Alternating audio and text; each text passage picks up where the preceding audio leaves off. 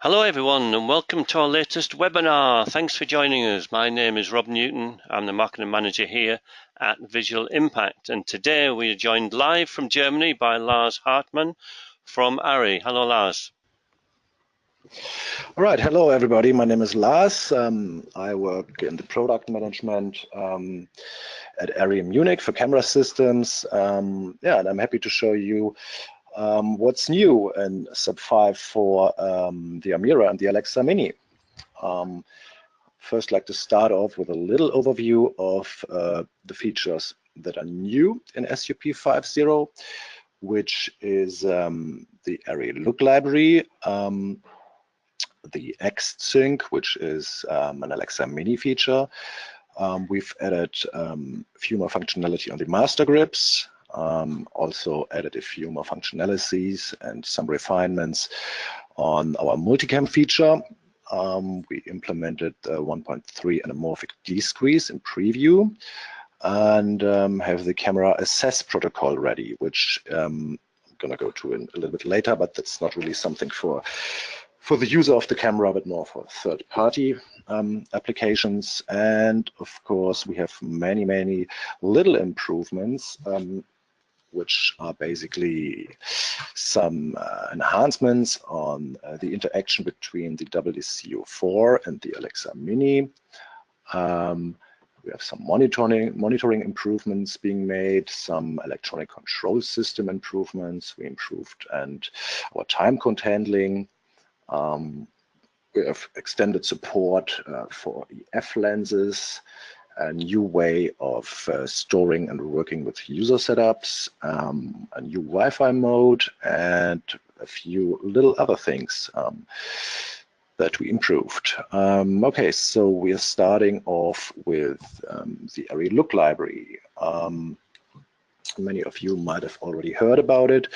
The Arri look library is a comprehensive set of predefined high-quality looks, and in a sense, the looks can be thought of as being similar to different film stocks, each providing a unique but repeatable aesthetic when combined with the cinematographer's choice of lenses and filters. And basically, the look library's aim is to put the on-set look management within the reach of all productions, and not just those with the time and budget to develop looks prior to shooting. And at the same time, of course, we wanted to reduce the complexity of working with the looks so that basically everybody can just choose something from a library and just use it without having much to worry about if he or she is not so familiar with all the color science and look development. Some more details on the look library. The look library comes with 87 high quality looks in 3 intensities each, which is low, medium, and high, that can be selected when importing the looks to the camera. And that should cater to a huge variety of different shooting scenarios, those 87 looks. And those looks are numbered with a 9-themed group. So we have black and white, application, film, tinted, environment, and so on. And all those groups have a 4-digit number. So the black and white starts with 1,000, the application with 2,000, as you can see on the little screens below. And that should help the user to quickly identify a look just by its number and what group it belongs to. So we are hoping similar again to a film stock that everybody later will be going, yes, I was using the 4210 on my movie and it was great, and so on. So these are the groups. All those looks come in Rec 709 standard definition, but individual looks can be commissioned from Arri Media for specific color spaces, such as P3, or special requirements, such as HDR. For that, please contact Arri Media if you need additional color spaces for an HDR delivery or the like. That will happily, Arri Media will create the looks for you. And whether you are baking in the looks into your recording, or you just have them for preview while you are recording log C, the active look will always be embedded as metadata in the clips, so it can be retrieved afterwards in the post to apply it in the post or whatever for backup reasons. Yeah.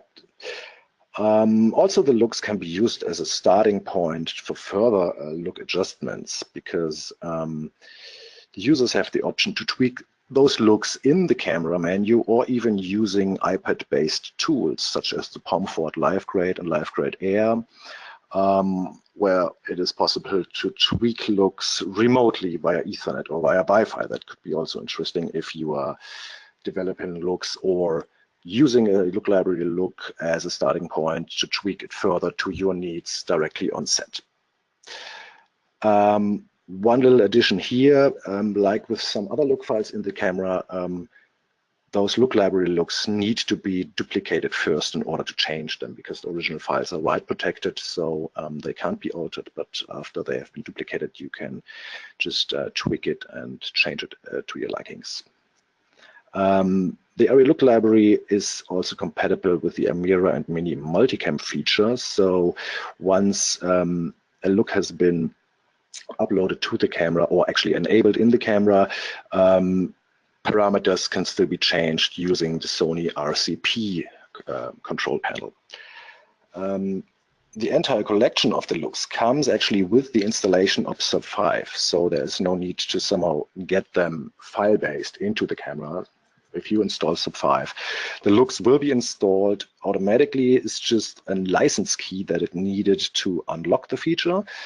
And this license is already included on Alexa Minis and Amira Premium, shipped from May 2017 onwards. And for cameras shipped prior to that date, the license needs to be purchased from the Arri license shop, and it is 280 euros.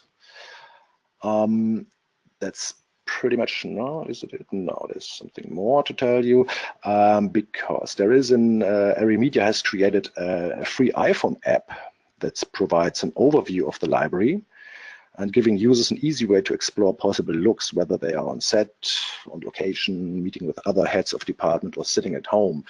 And I can just highly recommend to use this app for previewing the looks, as this is quicker and more convenient than just doing it in the camera itself. You can, in the app, create favorites, put looks into specific folders for your project, and the app also contains like a contact sheet that can be used to contact Arri Media in case you would need looks for additional color spaces or so on. So that can conveniently be done through this app. Plus, if there's anything else, any other questions you might have about the look library, on our website, we have an FAQ section for the Arri look library that should answer quite some questions. It's quite detailed. Okay. So the next thing is an Alexa Mini only feature, which is the X-Sync. And the X-Sync function allows the sensors and operational parameters of up to 15 Alexa Mini cameras to be synchronized to a master Alexa Mini. So in total, the setup can consist of up to 16 cameras. And the slave cameras can assume parameters like frame rate, shutter angle, ND filters, and so on. And the master camera gives you an overall status of the whole setup.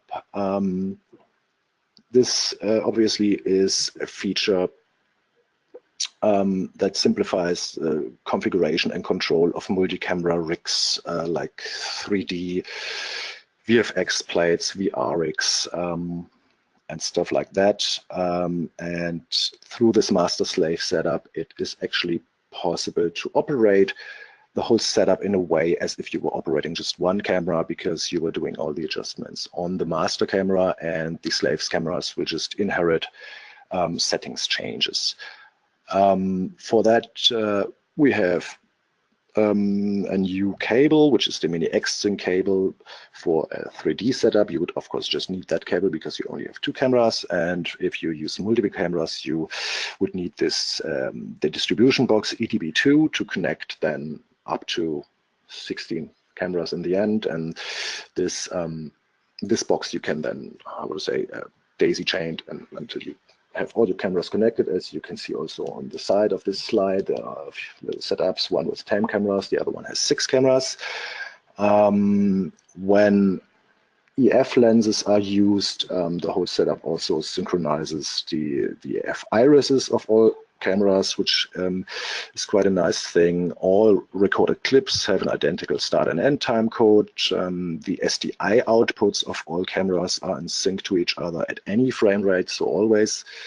And the master camera can be locked to an external signal, such as a tri-level gen lock. So if it is necessary to lock the whole setup to an external source, then that can be done as well.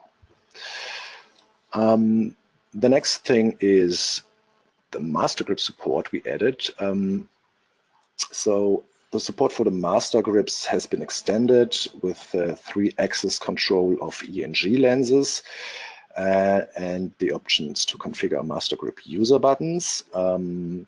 Also, the ability to adjust focus and iris of EF mount lenses using master grips opens up a very interesting package solution for documentary and handheld operators who prefer smaller EF lenses due to their weight and cost. So that EF lens, an Alexa Mini, and the grips can be quite nice and handy setup. You can also have that ENG lens control on an Alexa Mini when using an Amira PL LDS mount. That works fine as well.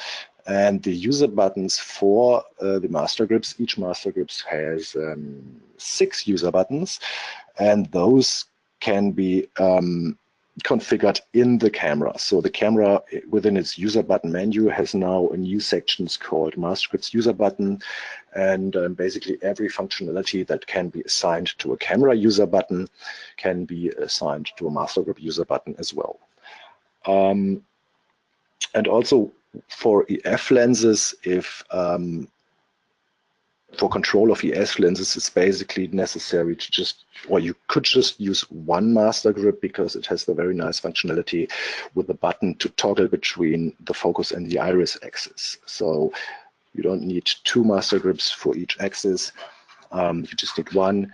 You adjust your iris, you toggle back to the focus, adjust focus during the shot, and so that can be done with one hand grip, which I guess it's pretty nice.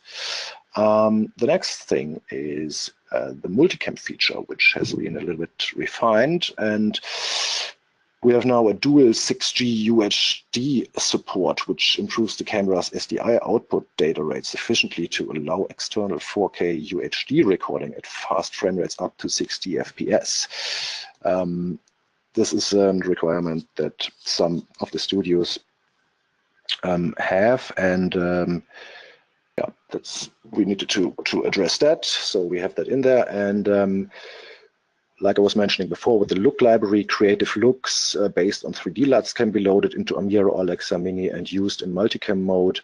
An individual look for a production can be created in advance and loaded to the camera, while the image parameters can still be fine-tuned with the RCP control panel, just as in a normal standard workflow. Additionally, also EF lens iris can now be controlled through the RCP control panel in case multicam productions are using EF lenses. We have a return in switch command in metadata, and that is something that is actually needed when the SDI outs are set to dual 6G or dual 3G. In that case, the operator's monitor can't be fed directly from the camera since it's a dual output. So the operator's monitor gets its signal directly from the output of the fiber backend. And when the operator presses the return in user button, the command embedded in the SDI stream will make the fiber backend switch and put the return image on the monitor.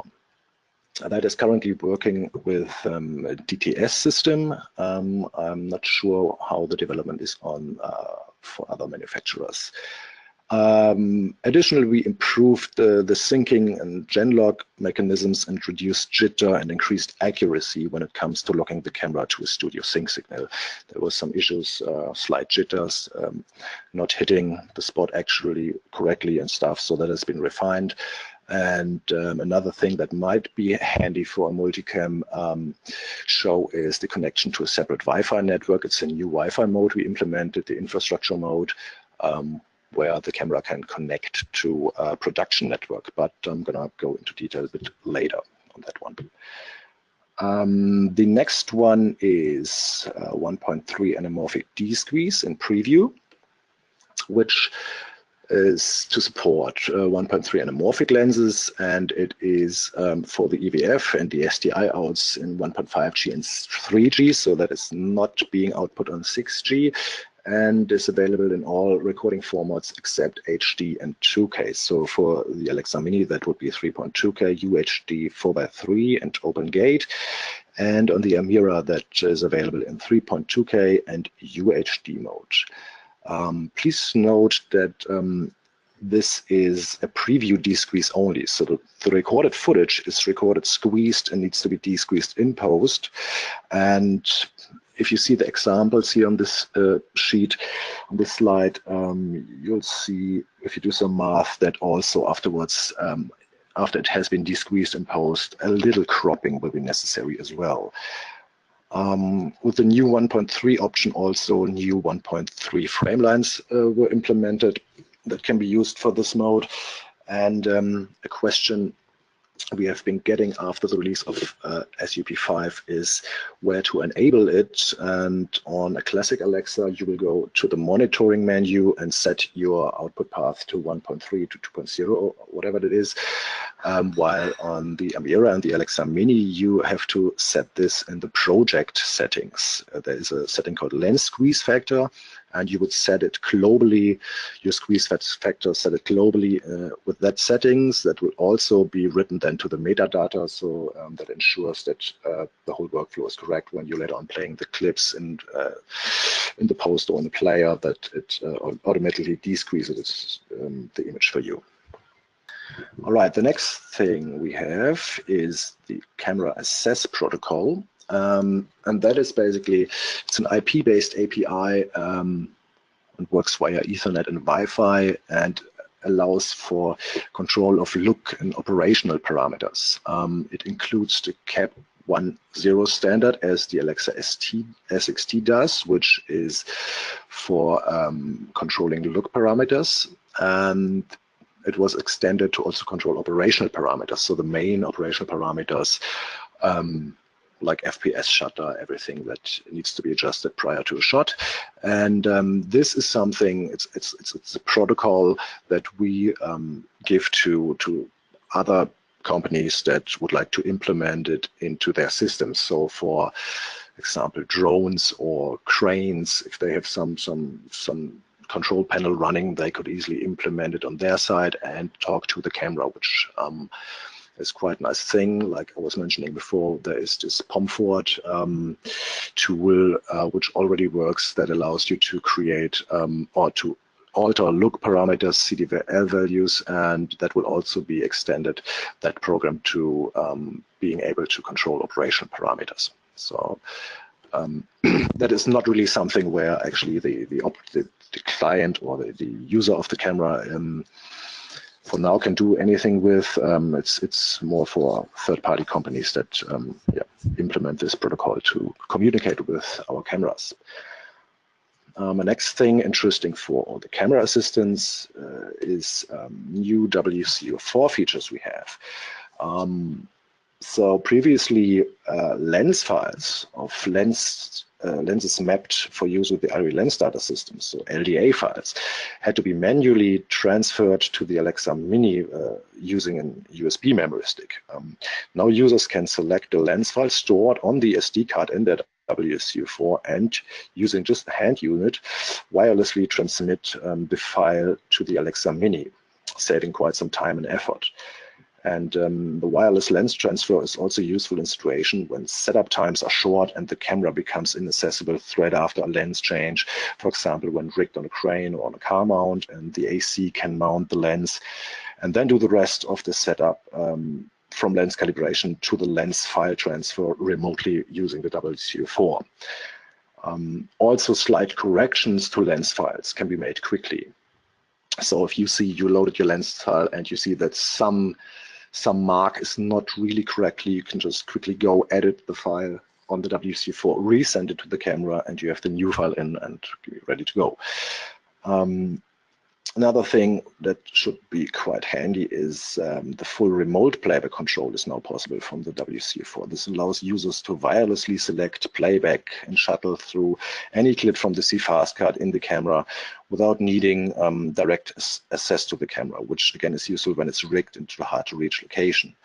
Both this feature and the wireless transfer of lens files will be available to other cameras, other Arri cameras with future software upgrades as well. User setups stored on the camera. So this slide is going to come up later. We're going to have now multiple user setups that can be stored on the camera user setups. And those setups can wirelessly assessed and be activated from WCU4 now, permitting ACs and drone operators to rapidly switch camera settings remotely, for example, shifting from ProRes to Arri RAW, recording or activating various looks from the look library or many other settings. So that is quite useful and handy as well. All these things also require a new version of the WCU4, which is sub 3, and the playback control as well as the user setup control requires the Alexa remote license for the WCU4. Otherwise, you won't see the feature. Next thing are some monitoring and display improvements. For the SDI outputs, we added the Rec 2020 color space for hard HDR productions, and also coming with that are new HDR look files, which are now actually available in the default look list of the camera. So it doesn't need to be installed, they're just there. If you want to have any information about what those look files are and what they do, this information is available on our website. Plus, I guess, a bunch of more HDR looks. It's explained also in the user manual and in the release notes if you want to know what those looks are and what they do. We lifted the viewfinder gamma slightly to better control the lighting in dark areas, as we've been having no complaints, but people asking for that. If you are an owner of a Starlight HD5 Arri trans video monitor, those monitors also now have been equipped with playback and user setup control similar to the WCU4.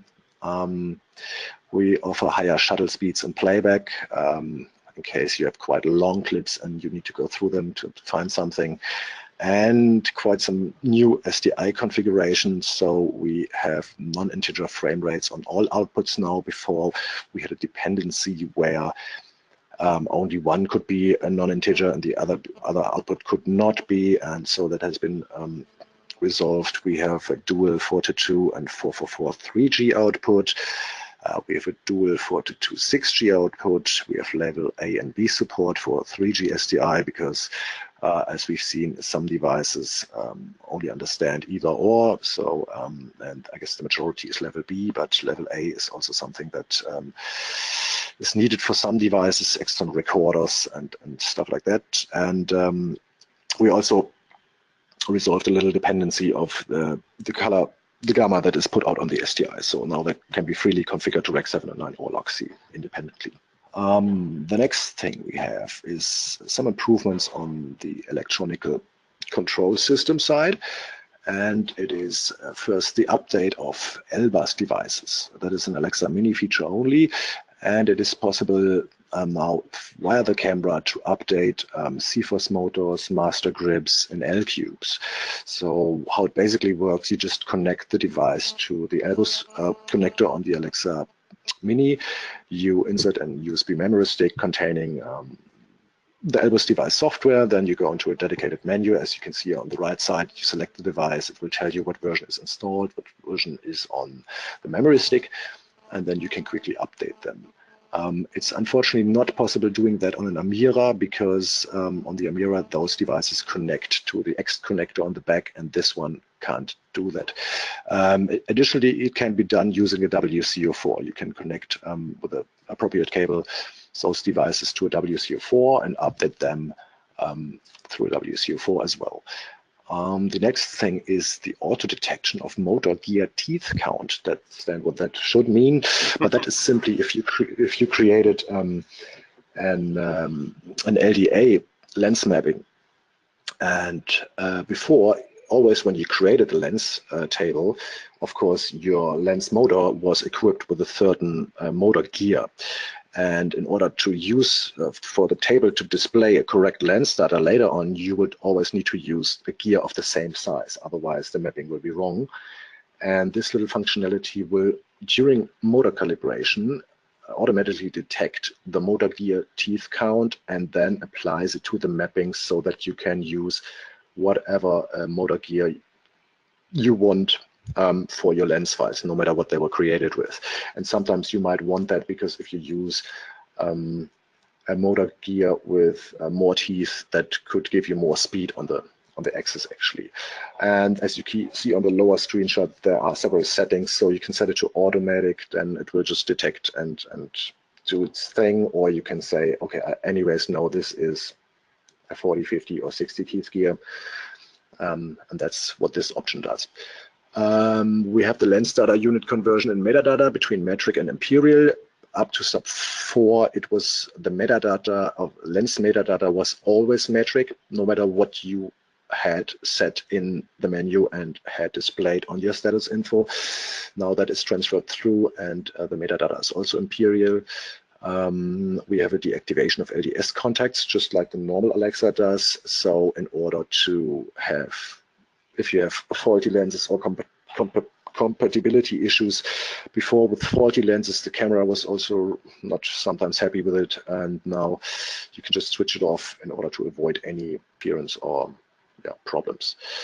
What we've also added, and I think maybe very important for first ACs, is an EVF and SDA status overlay for the UDM1 readings or Cinetape readings. So if you have an UDM1 or a Cinetape connected to the Mini and using an L cube, the value from that device is now forwarded to a status info, and it is displayed directly over the lens data. So I guess that's pretty handy to see directly on the screen what your readings are and not having to look on the device or on the WCU4 to check.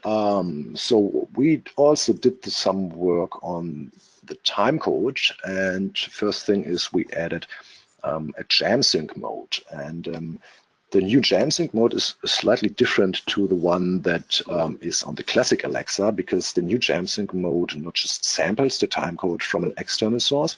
Additionally, the camera analyzes the signal and tunes its internal oscillator to the source. Now that is important to avoid any potential drift, because if the quartzes of both systems, the camera and the source, slightly have a different clock, then you might run into a drift over time. So we are analyzing the signal, tuning our internal clock to that, so in order to avoid any drift. While the camera is tuning, the time code display on the home screen and in the status info is flashing. You will recognize a slight flashing similar to the Alexa, the old Alexa. As soon as the flashing expires, the camera was tuned successfully and the time code source can be disconnected. When the camera has been disconnected from power and the internal battery of the camera got flat, so that it's actually empty, the camera will ask you to rejam the timecode after reboot, or it will also ask you to rejam, I guess, after, what was it, 5 hours. So the camera will detect once the timecode was lost and will automatically ask you to rejam.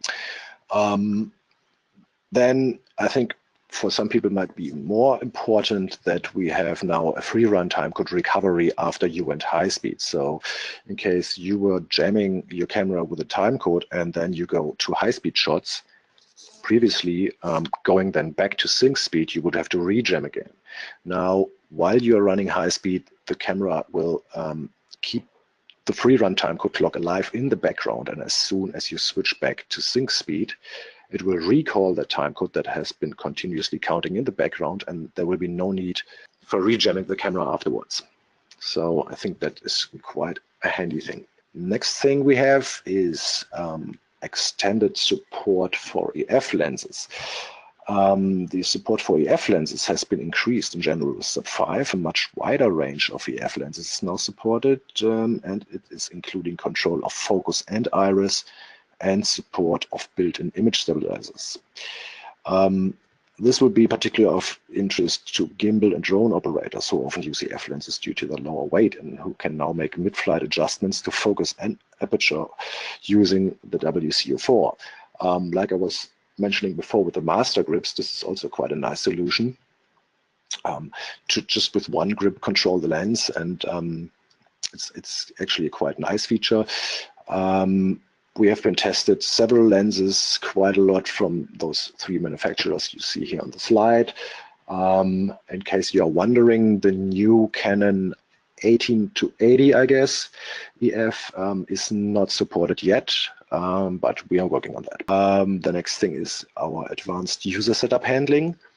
In Sub 4, we had a so-called default setup. That was a setup that was stored on the camera and that you can always recall for your default basic setup that you would always use. Now that default setup does not exist anymore. We just now have the possibility to store multiple setups on the camera itself. So you only need the memory stick now to either transfer the files or to back it up. The rest you can just do on the camera. Those user setups on the camera, just as an information, of course, they will survive a factory reset. So in case you have to reset the camera, you can afterwards just apply your settings again. I guess that pretty much makes it not really a factory reset anymore, but it would not be very useful if they were gone after a factory reset. And the new thing actually is here, when you save a setup, then you can select now certain parameter blocks that are coming then into the setup. As you can see on the screenshot on the lower right. So there is a general block, which is just the basic setup and many like little settings. We have a format block, which recording mode, codec, resolution. We have a scene mode that is basically all the image parameters like exposure, index, white balance, sensor, FPS, shutter, look files. We have a lens setup where you just store lens LDA files that are being used, motor directions, motor torque. Now that is something quite handy for a first AC. When you're using LDA tablets on your lenses, you change the lens and you can just use a lens setup to connect to your new lens. And a user block that saves user button assignments and user-specific parameters. You can also tick them all and then you save a setup like you were doing up to Sub 4, or you can actually select those single blocks. And the advantage is basically that when you want to just change whatever scene settings, so you have different adjustments of exposure and its white balance and sensor FPS and so on, you can save a setup for that and it will just load those parameters and not alter the other ones, which was always a problem in the past because you just want to have this set of settings and not the rest. So it leaves the other settings untouched and you just load that one. I think it needs a while to fully get into that because the settings are all very spread over all these blocks. And we have, of course, the blocks and the settings are listed in the user manual, but we have on the last side of the release notes, there is a little overview of all the settings, quite tiny, that was made for you to print it out and just carry it in case you forget. And that also lists all the settings that are contained in certain blocks. When you are loading a setup, there's no way to select the blocks. So when you save the setup, you can select the blocks, but when you load it, it will just load what it is. It's not that you have all blocks selected and upon loading, you can tick and untick them again. It's just what it is then, and that's what's going to be loaded. We have a new Wi-Fi mode, which is called client mode or infrastructure mode. And before it was that you could just connect to the camera with a device or the tablet or telephone. And now the camera can connect to an external network, which is quite a nice thing if you have a set-based network, production network. So you can actually put if you have several cameras, you can put them into the network and then control them just with a single device. It can be also used to resolve any range issues by placing repeaters close to the camera. And it basically, it's not, you can imagine it to be like similar to what you have set up at your home. You just take a router, you should probably provide or give a password for the network, and then you can just connect to it. And another thing that we have is that you configure the network using a QR code. So if you have a QR code of your production network, you hold it in front of the camera so that it sees it and it will detect it and then automatically connect to that network. Then we are almost at the end, having little improvements, and that is for the Alexa Mini. Basically, it's an EVF and SDI status overlay for either electronic horizon or a numeric tilt and roll values that can be displayed in the EVF or actually on the SDI. Frame grabs are now possible in playback and whilst recording. Well, I think personally recording is fine, but you might want to definitely have frame grabs during playback to capture exactly the frames you want to. The OLED display of the viewfinder can be switched off. There is a setting in monitoring EVF that allows you to permanently switch off this OLED in case the viewfinder somehow needs to be covered, and in order for not that the proximity sensor of the viewfinder is switched on and off, and just to avoid that the OLED is permanently switched on and to avoid any burn-ins to the display. We have new user buttons for list-based settings, such as frame rate and white balance, exposure index, where you can quickly just go up and down the list. So it's just a list up and down button, where you would say FPS up, FPS down, and it just switches and toggles, not toggles, but goes through all the settings that are actually contained in your list. And last but not least, for our Chinese customers, we have now new language option that is simplified Chinese. Don't you worry, once some of your friends set your camera to Chinese, you should be able to set it back to English. It's been made in a way that you can figure out how it works, where the setting is. So that was basically a quick run through all the new stuff that is in Sub 5. Additionally, just for you to know, there is a new side bracket accessory for the Amira that allows you to mount several accessories or even 19mm rods if you need that for any applications. And we have a whole studio accessory set for the Alexa Mini, which is the compact bridge plate 1, CBB1. It's a sliding base plate with integrated shoulder pad, and a new quick release system exists compatible with existing bottom plates. We have a stabilizer adapter mount, which is for Arri Trinity and Maxima. We have a rear accessory bracket where you can put accessories and modern battery solutions on. We have this SAB1 side accessory bracket that allows you to mount rods next to the camera rather than having it on the bridge plate. And new gold and V-mount power splitting boxes Mark IIs. And that's what it looks like when it's been all set up. So for the Alexa Mini, this is quite a nice accessory set.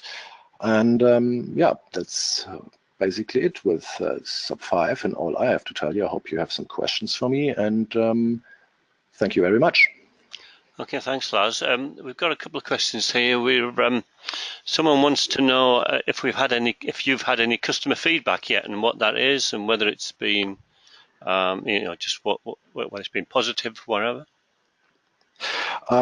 Usually, I mean, positive feedback, you are happy when you get it, but usually, of course, you first hear yes. if it's negative. So what we heard and what we're going to look into again, people complained about the peaking strength, that it is slightly decreased and not so visible, so good with Sub 5. We are just currently looking into that. Okay. And otherwise minor things as like I was mentioning, where to enable the D-squeeze and stuff like that. But Up to now, nothing really major. Some were wondering where to find the look library once they installed it. And I have to say, for the look library, as you know, you have your default looks that are just in your list. But the look library looks are like on a separate folder, like when you added a USB memory stick, and they need to be imported into the list, because otherwise you would have like 87 looks in the list, and it would be not very convenient, I guess. So if you want to use the look library, you go to your look settings, and then you say add, and then you choose, instead of USB, you should look library, and then you see all the looks. Yeah, but up to now, otherwise we haven't had much input, or at least to my knowledge. Okay. Nothing reached me so far. Okay, that's good. Oliver's asking, I like the addition of the horizontal overlay. Is this colored? Yes. Is it colored, adjustable in brightness, or contrast? It is basically, I don't know, it's the same as in the classic Alexa. So it's not like too special or too fancy. You have a circle that is, I suppose it's gray, and you have some white bars, and it just shows you, gives you an impression. It is not controllable in terms of brightness. Yeah, it's just basic, like okay. Like on the classic Alexa, but feedback based on that one would of course be very welcome to improve it for the future. Okay. Someone else is asking about obviously the new Lux library. Is that going to be expanded, do you think, on a regular basis? Whether it's going to be? I'm not too sure. It might be that it will be there will be additional looks coming in, although I think 87 already are quite a lot. Yes. And maybe we put once that kicks off, or if that's needed, have the whole thing selectable straight away from the camera for HDR, so having them 2020, so on. But I think it's now just started with a look library, and I could imagine that it not just stays like this, but might be extended to some point in the future. But I don't know of any plans yet. Okay, no worries. We have another question from Michael, which I don't think is really relevant to the update, but he's just sort of reiterating what I think a few people have said with the American-based delivery people who are questioning the 4K aspect of the of the Amira, and whether that's sort of is getting larger. The voice is getting larger, and people are starting to say, we want true 4K, or whether that's sort of something that is now, diminishing. Have you got a view on that, Lars? Not really, and I guess even if I would have, I probably would not be allowed to talk about it. Okay. No, well, the only thing, as I think you see now, is, but that doesn't really help because it's like a, how to say, like a niche solution, is that you could use the 1.3 anamorphic mode to actually then stretch it out to a 4K deliverable, but that's not really the same as having a native 4K. Of course not. No, that's okay. That's fine. I don't know if anyone else has any questions. I think we've covered them all off, and certainly it was a very interesting presentation, and there's an awful lot of features that you've added to the cameras. So I think it's well done from Arri. Certainly we've had a good response so far. We've got a lot of nice people saying thanks very much, so which is always nice. Thank you for attending. Yes, and if anyone else has got any questions, get them in now. Otherwise, we're going to wrap it up. But no, I don't think so. So thanks, Lars, for your presentation. Very informative. Thanks, everybody. Thank you. And it's good to have you live and being able to interact with the audience. So hopefully we can do it again. So as I say, thank you to Lars. Great new features. Thanks for everyone listening and joining in. Hope you enjoyed it. And bye for now. Thank you very much. Bye-bye, everybody.